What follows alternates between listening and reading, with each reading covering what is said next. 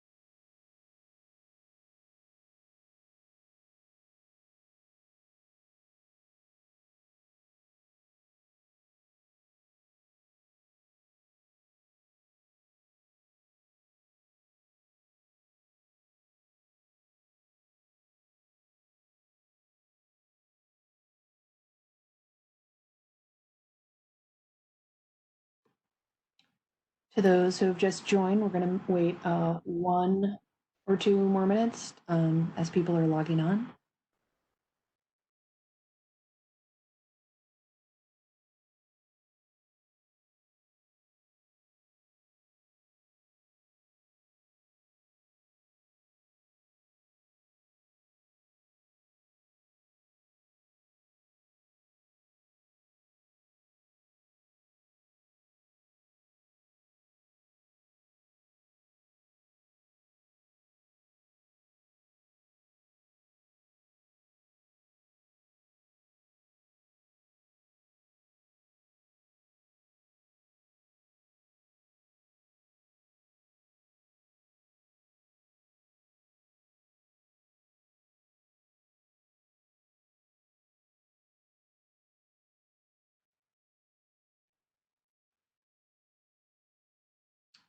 Okay, we'll go ahead and begin.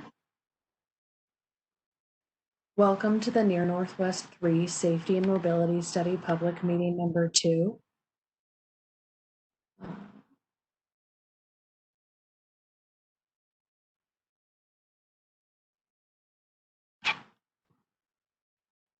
My name is Kelsey Bridges, and I'm the project manager of this project. Before, as we begin, I guess, so we'll start with some basic housekeeping. And I'm going to read this because some folks may be calling in from a phone. And so just for your information. We're all learning how to conduct virtual public meetings in this format, so please be patient with us. To begin, we'll review some basic controls to help you participate on the platform. Please note, this is an open meeting and is required by DC Code 2-578. This meeting is being recorded and their recording will be made available to the public. The video file with both audio and video will be shared on the project team's website within 3 days after the meeting has ended. If you do not wish to have your voice recorded, please do not ask to speak. You may enter any questions or comments in the Q&A, which we will review in the next few slides. At the very end of this meeting, a prompt will pop up to complete a short Title VI survey. Please complete the survey to ensure we better assist you in the future. In the WebEx platform, if you're using WebEx at this time to view this, or everyone is on mute, you cannot unmute yourself. We can unmute you during the Q&A and comment period. This helps ensure that the meeting runs smoothly and there are no auditory disruptions during the presentation. To request to speak, you will need to use the raise hand feature, which we will cover shortly. If you have called in by telephone, you raise your hand by dialing *3 and unmute yourself by dialing *6 when we unmute you. And I want to say kudos to everyone for coming out on such a beautiful day to listen to this presentation. It will be sure to enhance the your outdoor experience once we work through the process. My name is Kelsey Bridges. As I mentioned, I'm a transportation planner. And Emma, if you want to introduce yourself. Hi guys, my name is Emma Blondin. I am also a transportation planner with DDOT. This is the agenda for today. We'll begin with a study overview recap from the first public workshop. Emma will walk us through our toolbox for safety implementation and the project selection process. We'll discuss potential treatment locations, the 10 locations for immediate implementation, and provide information on how to stay involved and what's next.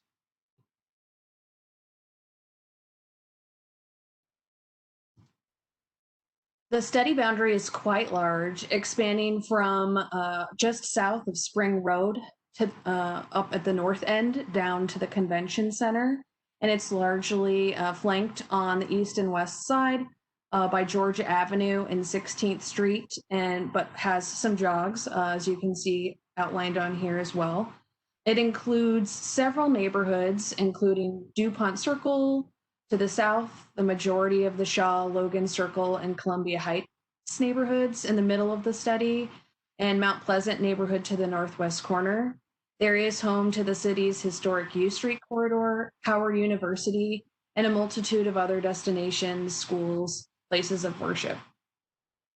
The area was determined based on the area elements of the District of Columbia's comprehensive plan, as well as the overall transportation networks of the district.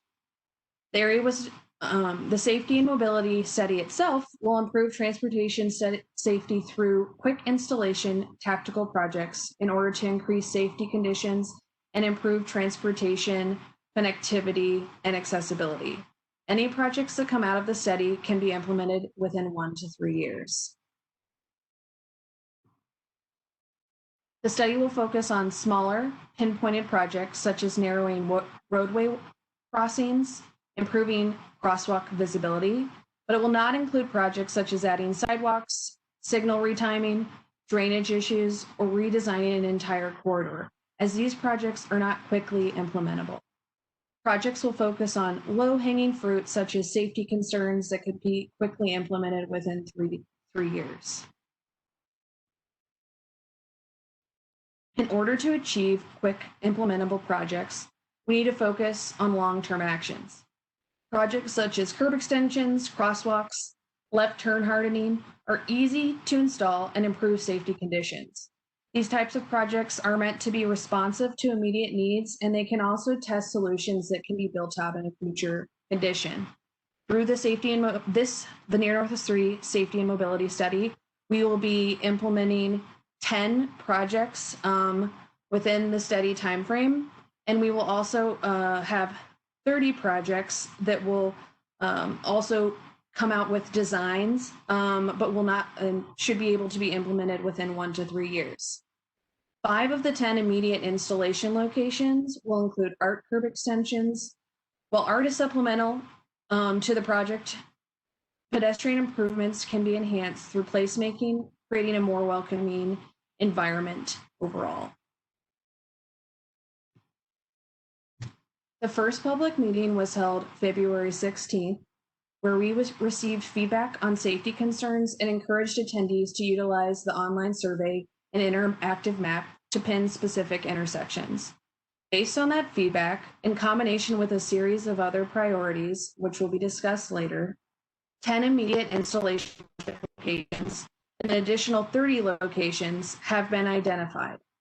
After public meeting 2 today, we will be moving forward with the design of the 10 immediate installation locations, and feedback on the art can be provided at the pop-up meetings in the spring. The final public meeting in June and will focus on reviewing the designs of the 30 tactical projects to be completed within 1 to 3 years.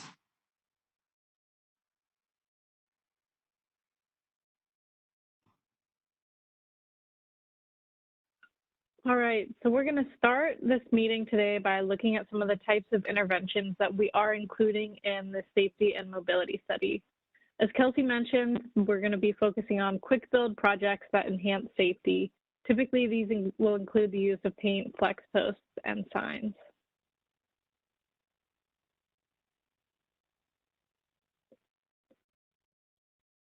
So the study will look at upgrading existing crossings with high visibility markings. This would likely occur in conjunction with other improvements that I'll talk about shortly. But again, as Kelsey said, we're not going to be creating new curb ramps, and so it likely won't include adding new crosswalks where there are not curb ramps.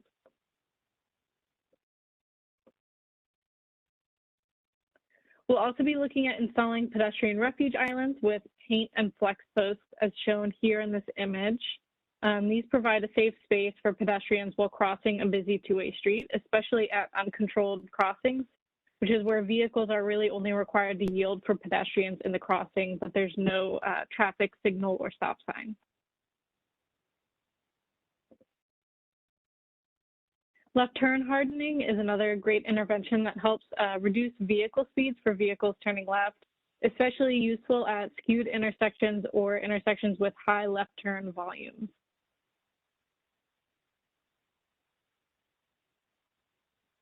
And another intervention that you've likely seen around is the curb extension using flex posts and paint. They're great because they provide multiple safety benefits, including increasing the visibility of pedestrians and reducing vehicle turn speeds. This is probably going to be one of the biggest recommendations we have just because of how useful they are and how many different issues they're able to address. And then curb extensions with art, they provide the same safety benefits as curb extensions, but with a great opportunity to incorporate art. We at DDOT recognize the importance of our roadways, not only to provide safe transportation, but also to provide enjoyable public spaces and to give an opportunity for our public spaces to reflect who we are as a city and who we are as neighborhoods.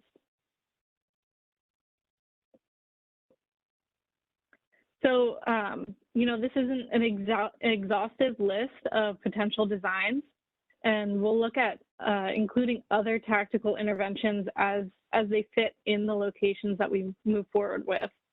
This can include chicanes, which help reduce speeds along roadway segments rather than intersections, micro-mobility corrals that can provide additional parking, and oftentimes they also are able to increase visibility near an intersection by replacing a vehicle parking spot with a parking spot for bikes and scooters. Mini traffic circles, which can provide traffic calming at intersections, and then various versions of bicycle boxes, which can increase both safety and visibility for cyclists at intersections. So now that we've kind of looked at the type of projects that we'll be implementing, we're going to take you through the process that we went through when we were looking at selecting the locations where we'll implement those tools. So with such a large study area that incorporates over 400 intersections, we wanted to ensure that the study would address not only existing safety issues, but also locations with high potential to become a safety concern. To do this in a non-biased way, we started by gathering characteristics for every intersection within the study area. At the last public meeting, we discussed some of that data we've gathered, including Vision Zero concerns that were collected through Vision Zero's interactive map, ANC resolutions within the study area, and various forms of crash data, including bicycle and pedestrian crashes and other vehicle crashes. Since then, we've also incorporated locations from the interactive map on our website, as well as priorities from the polling at our first public meeting and other crash risk data I'll go over shortly. Once we organized all the data based on intersections, we removed the major streets that would require additional studies and likely more than the interventions we previously mentioned to address the safety concerns, as well as locations that have existing or recently completed DDOT projects. And this includes U Street, Massachusetts Avenue, 16th Street, New York Avenue, as well as 14th Street below U and parts of Florida Avenue.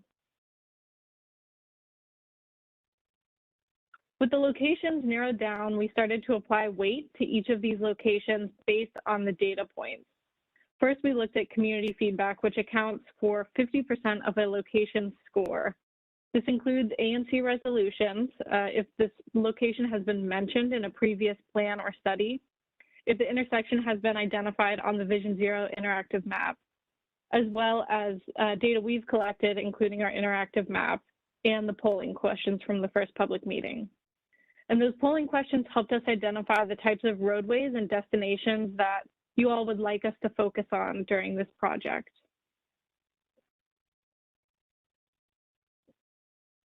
The other 50% of the score a location gets is based on both existing and potential safety issues at the intersection. That includes crashes, so both crash history and what the trends of crashes show us about potential conflicts, traffic volumes and capacity, intersection control, so if it's a stop sign, if it's a signalized intersection, or if it's a place where we're expecting pedestrians to cross without vehicles stopping, as well as length of pedestrian crossings, presence of exclusive turn lanes, and intersection geometry. With each location given a value, we screen the top 150 locations to mainly see if the safety issues at those intersections could be addressed through our study. So we removed intersections that, that we don't think they're the short term or the tactical projects could really address the safety issues. And that includes intersections that have recently been improved, locations where there are no curb ramps, locations where there are rush hour restrictions, bus lanes, or where we would only be able to provide minor striping improvements. You can see here the results of our project selection process. Kelsey will be going over all of these shortly. The green and blue intersections are the proposed projects to be completed during the study, and the red intersections are those that would be completed within the next 3 years after the study.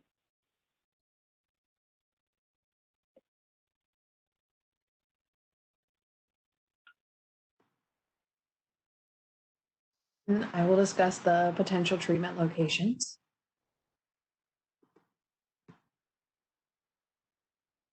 The study area includes roughly 411 total intersections.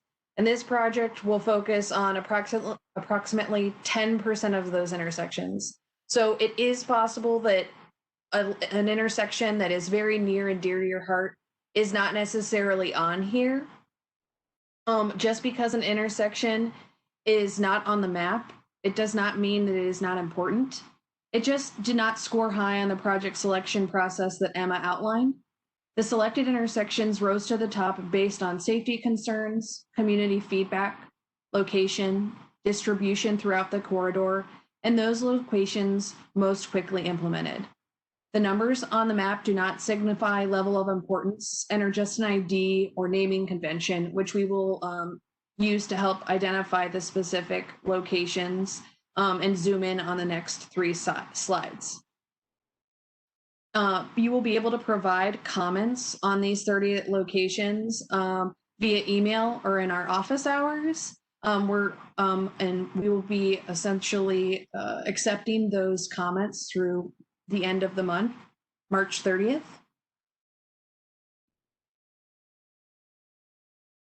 We're not going into detail on these 30 locations, as these intersections will be further designed and presented at the 3rd public meeting, and will incorporate additional feedback that from the public and ANC community.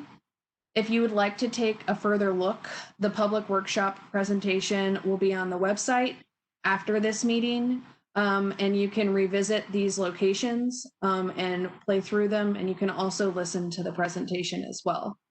Please feel free to send us an email or come to office hours with any specific comments. The locations on this page are in the northern part of the study. There's multiple locations in the Mount Pleasant area, also along Upper 14th, and along Georgia Avenue, in some areas where the grid isn't necessarily aligned, and you can kind of see that represented in represented on these points.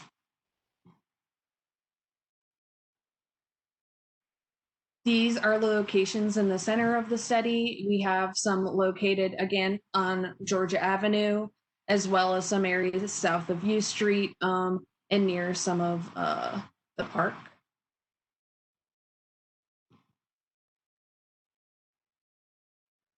We also have some intersections located in the south of the study, around the Logan Circle area.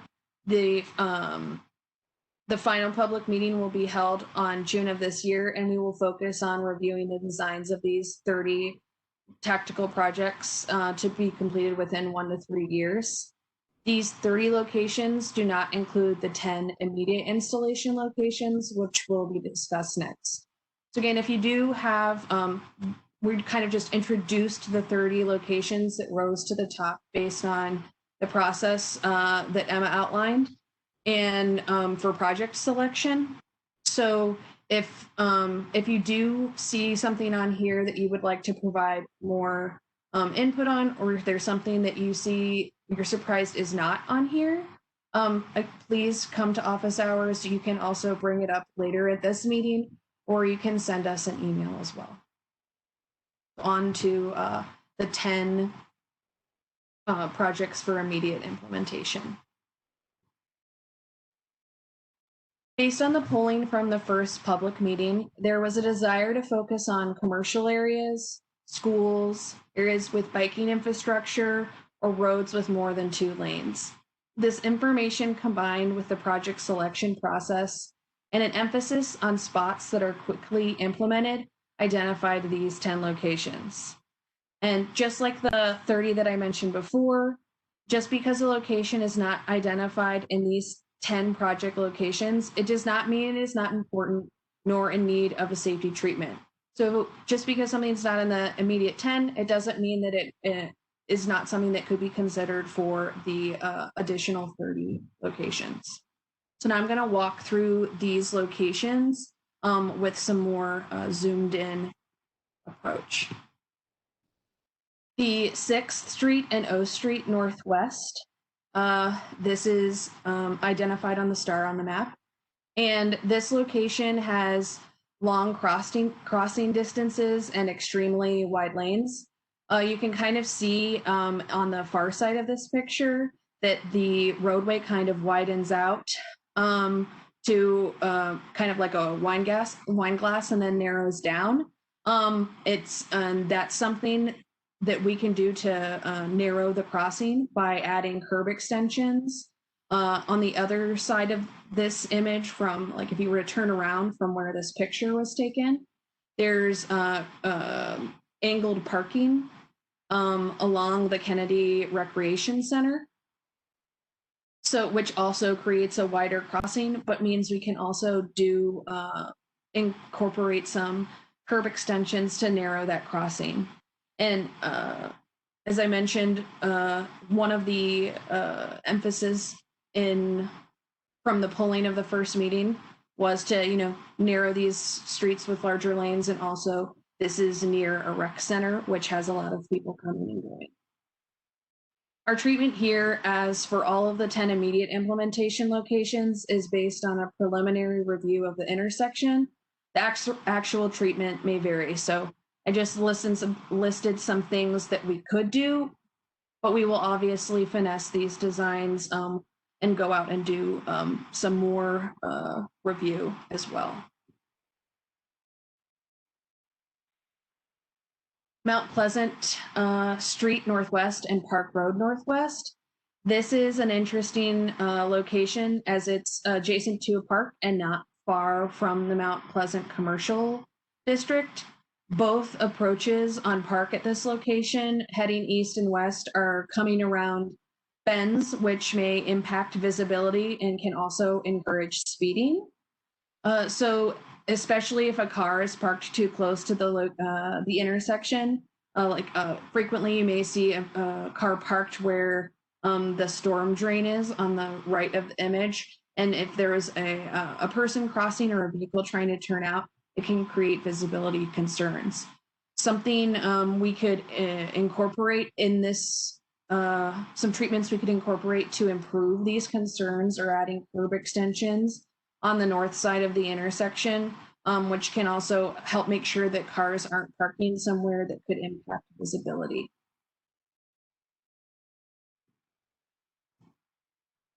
15th Street and Swan Street. The issues at this location are visibility for cyclists and pedestrians. It's also a multi-lane, uncontrolled intersection. It's 1 block from a commercial corridor, and we actually received a lot of comments for the 15th Street corridor.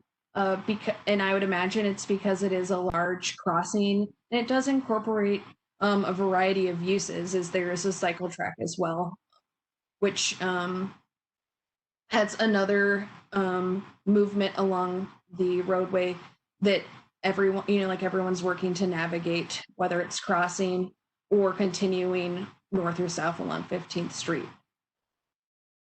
Treatments that you could incorporate at this location are curb extensions. You can also add conflict marking for the bicycle lane, as well as a pedestrian refuge island, if there is enough space. R and 9th Street Northwest. This location has wide lanes. It's also near Banneker High School and roughly 2 blocks from the Shaw metro station. It has wide lanes and high vehicle volumes. You can also incorporate curb extensions at this location, as well as bicycle conflict markings through the intersection.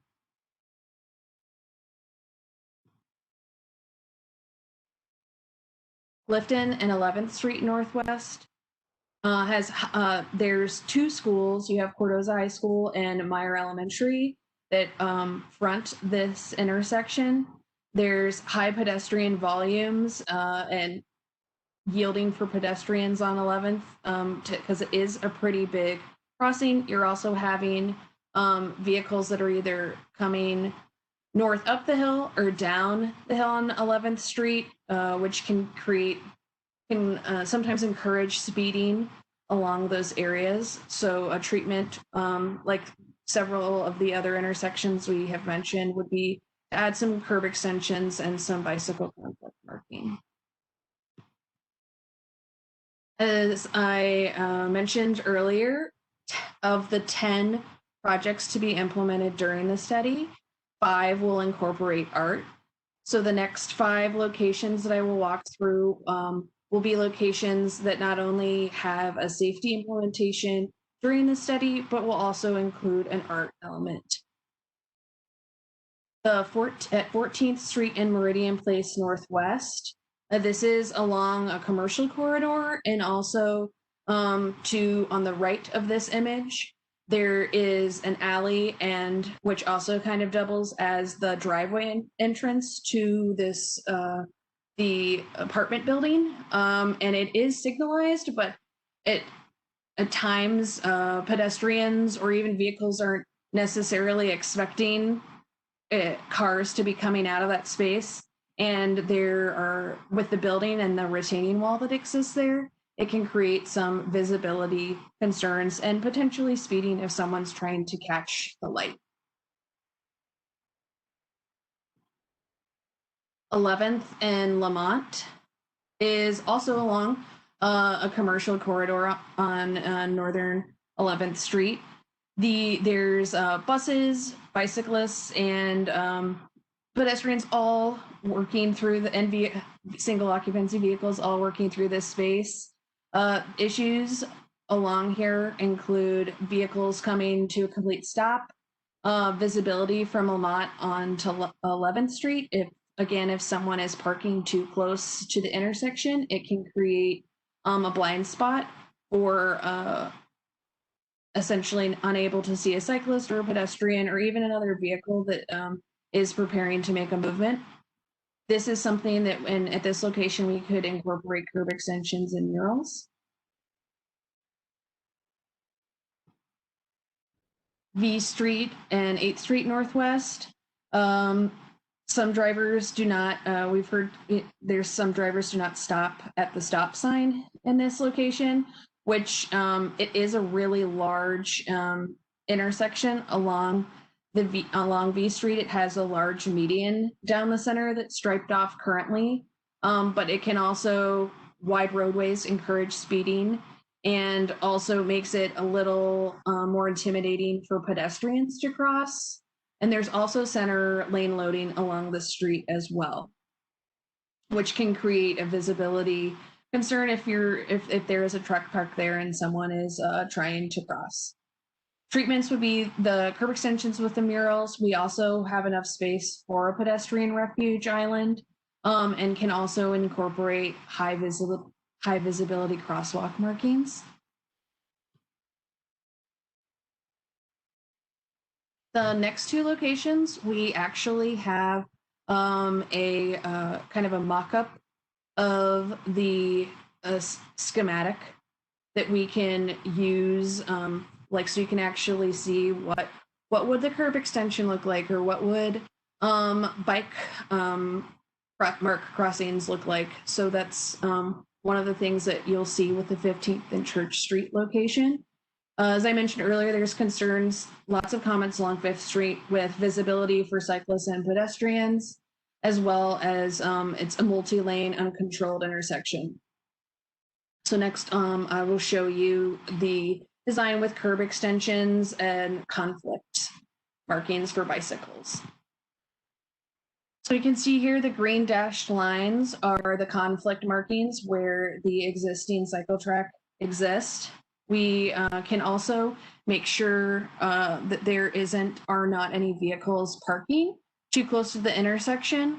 The area on the north end, there is a curb cut that still needs access, so we can still stripe it off, but we can also make sure and add flex posts to make sure that no one parks there, and it also will increase visibility at that location. And same with the location on the southern corner. We'll be able to make sure that vehicles are parked essentially far enough from the crosswalk. And this is a location at this curb extension that we could incorporate art, which we'll talk about some of the concepts later.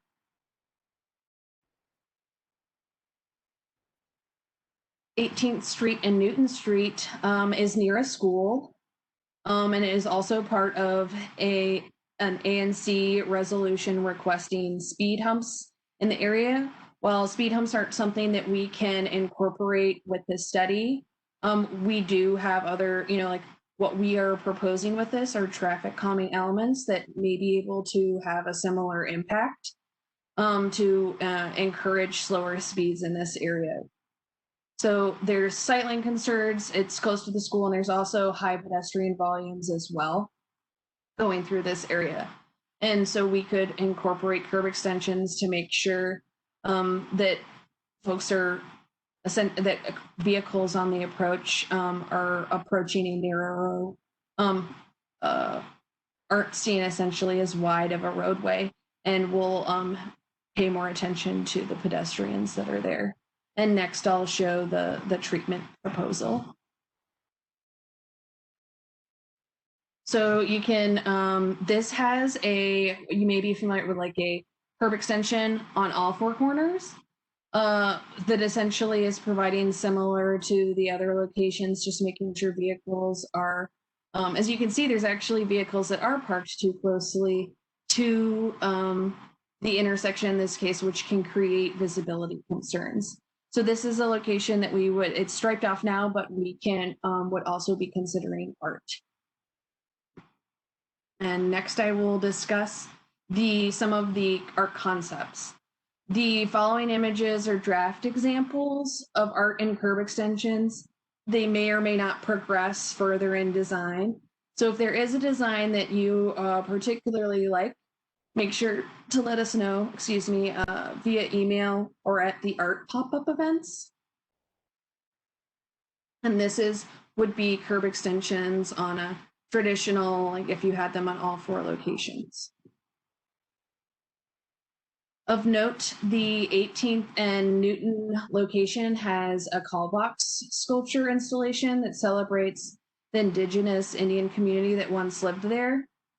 And that's something we would likely take into consideration in a design. The 15th and Church intersection has a history marker which highlights the achievements of Cromwell and others. And in addition to an artist of note who graduated from Howard University School of Art, Alma Thomas. And she's a distinguished artist that we're looking into honoring through the mural. She taught as a Howard graduate who taught for 35 years in the district at a junior high school. Her work focuses on natural phenomena and incorporates short brushstrokes and vertical stripes. This is not one of her images. This is just another draft image that we've put together, but we would like to incorporate some of the history from the markers since we have gone out. And here's the last art example I have for you today, which has some fun geometric shapes, and again is at a traditional four-way intersection.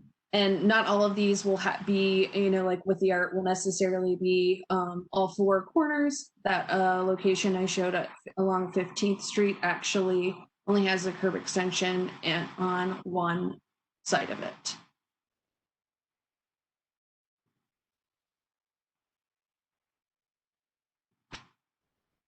All right, so we're going to be using the remaining of our time to answer some questions. For those of you who have questions, thank you for putting them in the Q&A. Please feel free to continue doing that. You can also reach us at our project email.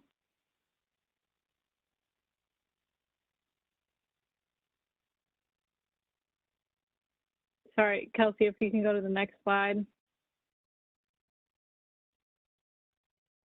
Our project email, nearnorthwest3@dc.gov. You can contact us there if you have comments about the 30 locations that Kelsey went over briefly, the ones with the red dots on them. You can also come to our office hours next Wednesday. I dropped the Eventbrite in the chat. You can sign up there. And so to kind of zoom out and look at where we are in the process, we're at the second public meeting, and we have our office hours next week. Our final public meeting will be in June, and at that point, we'll be discussing the designs of the 30 locations. Prior to the final workshop, we have a couple different things that we would like your input in. One of them is the 30 locations to be implemented over the next 3 years. You can provide comments on that until March 30th. The easiest way is probably to come to our office hours next Wednesday from 4 to 6 p.m. You can also email us, like I said, at nearnorthwest3@dc.gov. And then the other thing is to keep an eye out for more information about our pop-up events in April and May. And that's where we're going to be getting further input on art in the curb extensions. And I'm also going to drop a link in our chat for a summary that we put together after the first public meeting. If you missed our first public meeting, that will have the links to the recordings that you can go back and watch. It also has the answers to questions that we didn't have time to answer during the meeting, as well as some other links in there. So I recommend checking that out, even if you did go to the first public meeting. All right. So I think we'll go ahead and start answering some questions. All right, so it looks like we have the first one. Per the project selection process, which removes major arterials, the study is focused on local streets. Yes, that's right. We're focusing mostly on local streets, and that's because the larger streets are more likely to need more than just these tactical interventions on them. A lot of them will also require, further study or are included in other ongoing projects that DDOT has been involved in.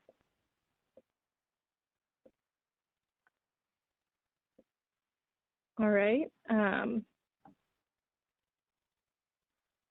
It looks like there's a question about chicanes too.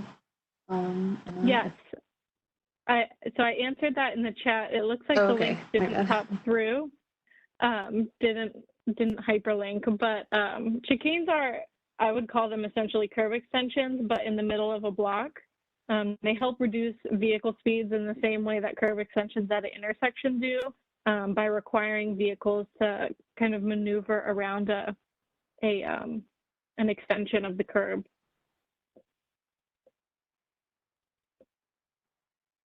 All right, we have, so here's a question. Can curb extensions or speed bumps be implemented in streets where there are fire stations or police stations? Or are these considered emergency routes and therefore not applicable for traffic calming measures? Could you repeat that one more time? I'm going to make sure I'm answering it. Yeah, curb extensions or speed bumps, can we implement those on streets where there are fire stations or police stations? Okay, yeah, so speed bumps are not something we can implement as part of this project. There's more, it's not considered a tactical element. Curb extensions, we can likely incorporate. Anytime we add those to an intersection, we look at turning radii and try to, like, is this a truck route and other things. So if there is a location that near one of those locations that you think would be valuable to include, that's something that we could look at. Great. So can this study add bike lanes? Unfortunately, it cannot. That we can, like, a lot of the elements that we proposed in as like potential treatments in the location, like the top 10 locations, we discussed essentially how to improve visibility on existing bicycle facilities. That can be its own study in itself. There's a lot of work that goes into, like if we were to be narrowing a corridor or something along those lines, or maybe potentially removing parking, which sometimes happens with bicycle projects. So it's putting in a new bicycle lane is not something we can do, but we can make improvements to locations where bicycling infrastructure exists. All right, thanks. We got another question. Any general idea when the 15th and Swan improvements will be implemented? I saw it said immediate and was curious if there is a timeline for this.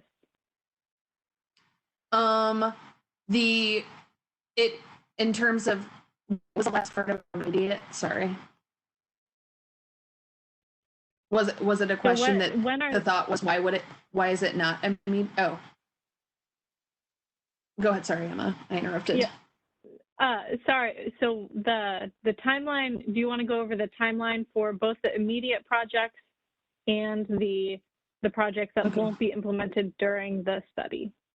Okay, yeah, so the whole study is focusing on projects that can be implemented within 1 to 3 years. So we will have 40 total projects that will be designed and come out of the study, which concludes this summer. 30 of those locations will be essentially designed to be implemented within 1 to 3 years, as they're tactical projects that can be implemented quickly. The 10 immediate installation projects will be installed during the study kind of, I guess you would say, this spring and early summer.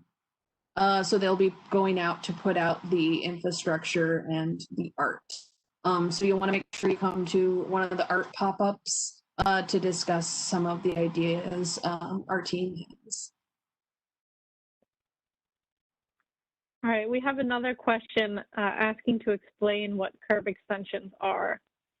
I know it's a lot of lingo that we use, so please all feel free to ask what we're saying.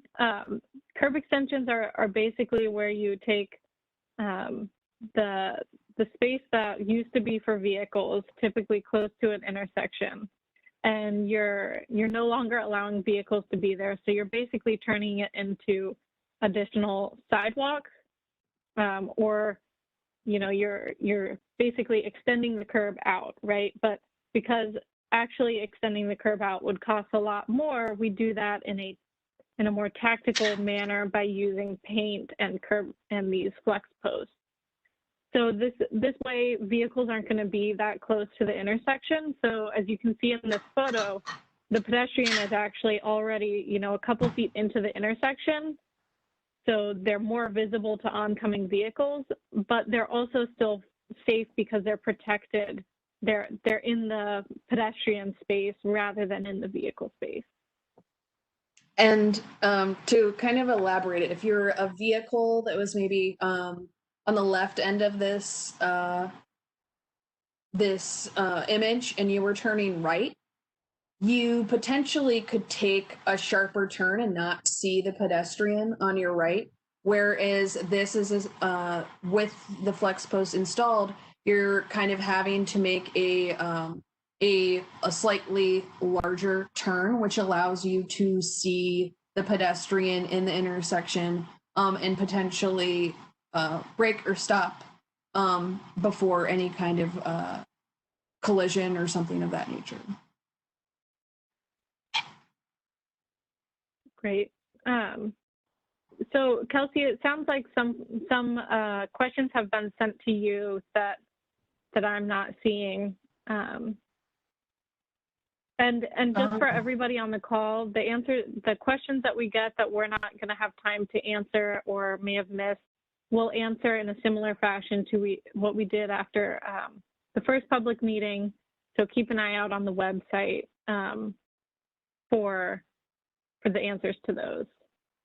So here's another question. Can you please add wheel stops to curb extensions in order to improve safety and create more of a barrier than just flexi posts? With the wheel stops, is that what? Yeah, we can. Yeah. And if there is a tactical, we have a list of like tactical, our toolbox essentially that we can utilize, and we can put other things we have in other areas besides flexi posts alone. The nice thing about flexi posts is they also provide a vertical element that can be more visible as well. But we have heard feedback on wanting to incorporate potentially more curb stops or something in between the flexi posts as well. And so that's why, like, that's something that can be incorporated to the design that still has a similar impact.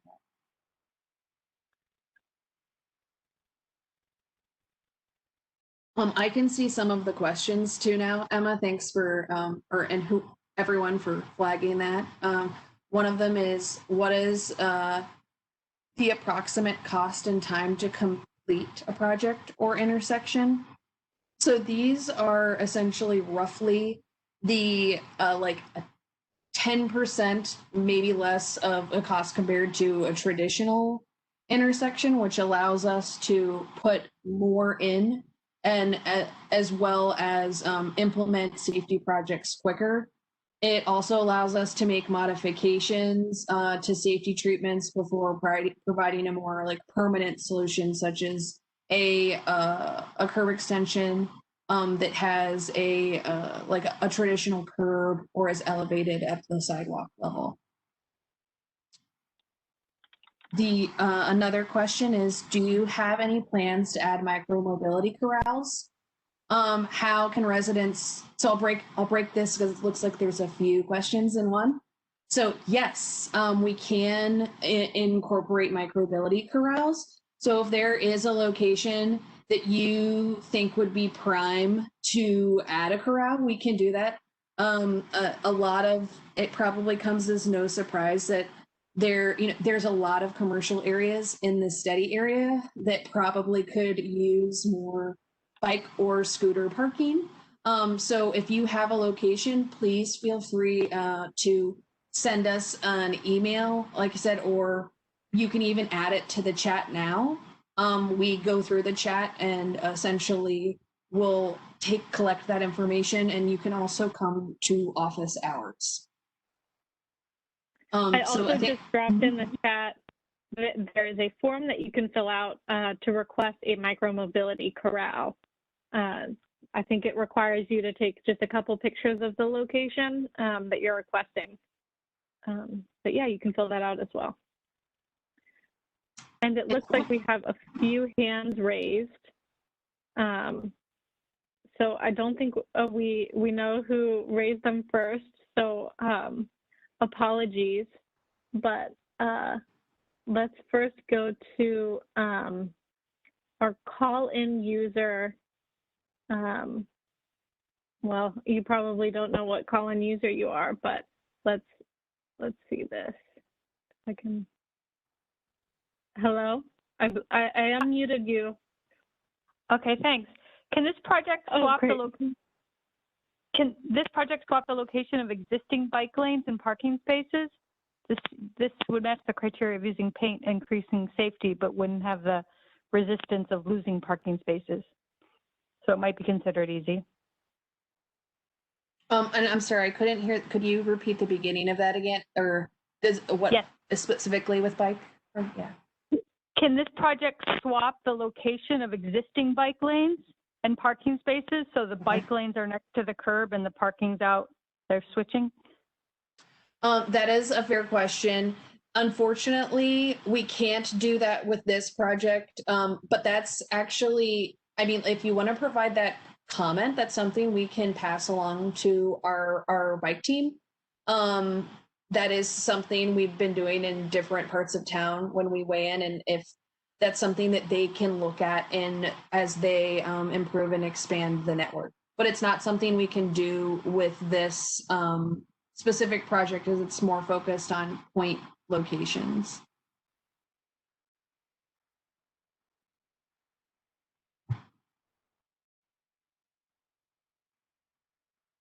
All right. Go to the, yeah. Yep. So next we have Paul Cadario.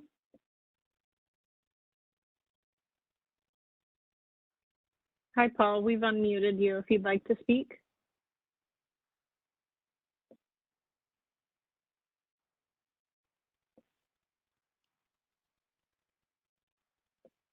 All right. Well, if you want to put your question in the chat, Paul, we can make sure we get it. We're not hearing you right now.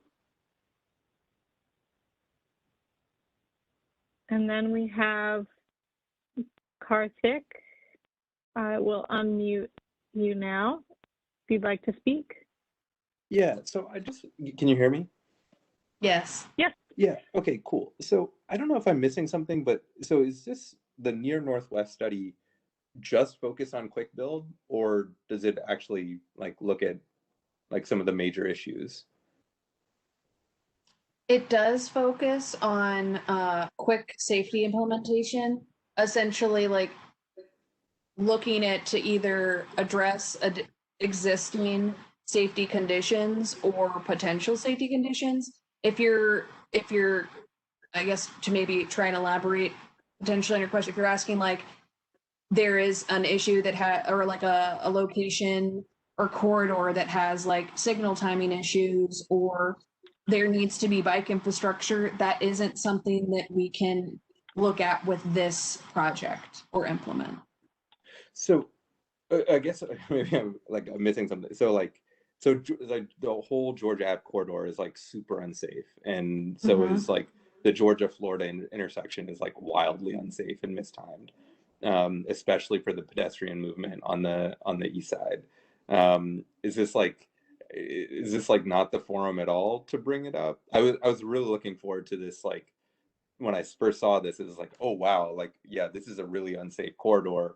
Like this is, the near Northwest study probably is like the right time to like bring some of this up, and maybe it's finally going to get addressed. But like, is this like, so y'all are not going to do any of that stuff? We are, like I said, doing some. There has been some work done along the Georgia Avenue to improve some of the safety conditions, and there is actually Georgia Avenue, as you probably know, there is an existing bus priority lane, and it is on our bus teams, like bus priority corridor list.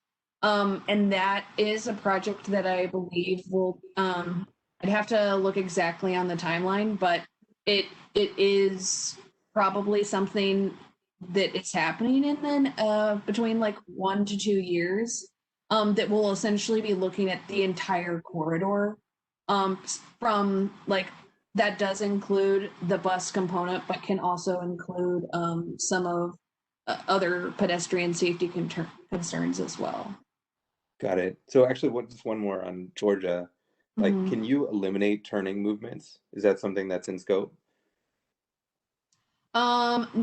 Typically, to eliminate a turning movement, it will require a little more analysis.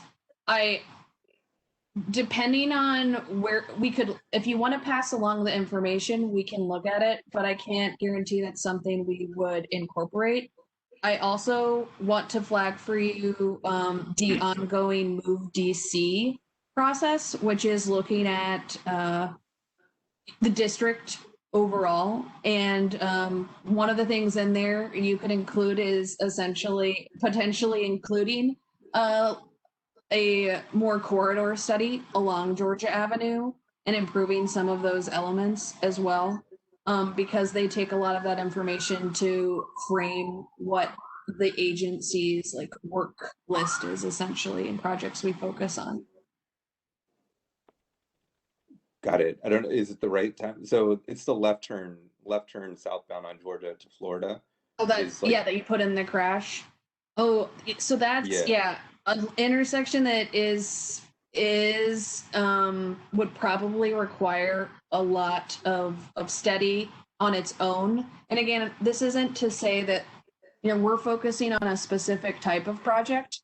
It doesn't mean there aren't other existing concerns or that like that exist. So if there is something that you are concerned about, there are other ways to outside of the state. Like you can definitely use Move DC. We also have 311, and I don't know if Yeah, I submitted that. It just got closed with no comment. Oh, I was going to say there's also a traffic safety assessment. Are you familiar with that process? No. Okay, so and Emma can put in there's like a quick step form, but that essentially is probably what you would be looking to do more here, which is an assessment of like if you were to remove the left turn, what would that do to traffic, right? It's a little bigger than just removing the turn itself, right? You have to look at it in a slightly larger way, and those traffic safety assessments have more of the ability than a 311 request to kind of look into that. Got it. All right. Unfortunately, I think we're out of time. For those of you who have your hand raised, I'm sorry, but please join us at office hours next Wednesday on the 17th. You can also email us at nearnorthwest3@dc.gov. We're checking that all the time, and we're happy to answer your questions through email as well. And if you had a question in the Q&A, keep an eye out on our website for a summary of this meeting where we'll post the answers to those questions. Yeah, and I think, Emma, you noted that we did have a similar sheet from the first meeting, so it'll be similar to that. And we can send that around on the email list as well. If you RSVP'd, then you will be on that list. Thank you, everyone. Thank you, everyone. Have a good evening. Yeah.